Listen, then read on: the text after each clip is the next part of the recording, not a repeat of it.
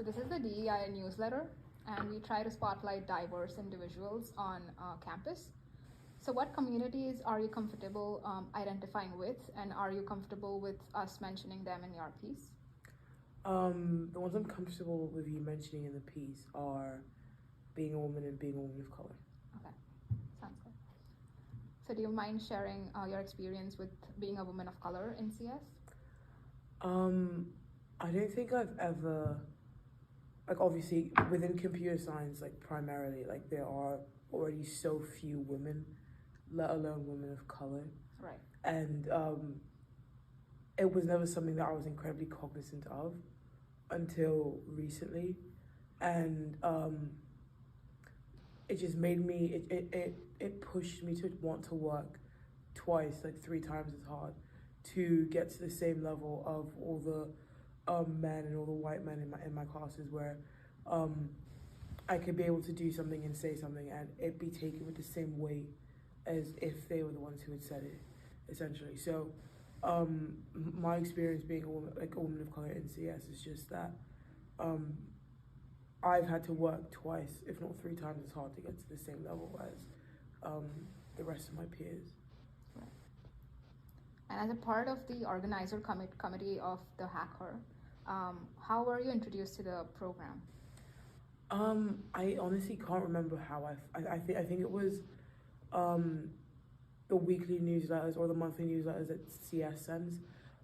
They sent out applications for it, and I was like, honestly, why not? And I applied for the head of diversity and inclusion, Right.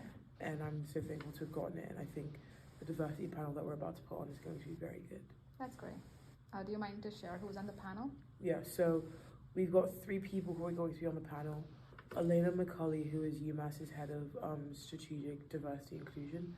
Cheryl Jacques, who is currently a professor in Eisenberg teaching business law.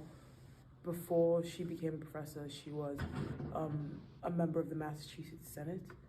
And we have Danielle Henderson, who is an Olympic gold medalist in softball.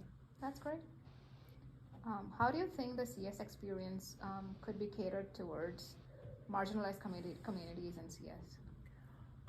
I think more events like this, like more hackathons tailored towards women and tailored towards more marginalized communities, will be very helpful because sort of like what Katie said in her keynote, it's a space where you can come and explore tech and you can come and try it out without the fear of judgment that you would in like a class or in like any of the other clubs that are still primarily male dominated. So having spaces and having organizations and events like this that are tailored towards women and allowing them to come explore tech and come dip their toes in it without fear of judgment, I think is a really good way to help women within the space. Lastly, on a lighter note, what is your favorite part about the hacker? Ooh, I love the colors.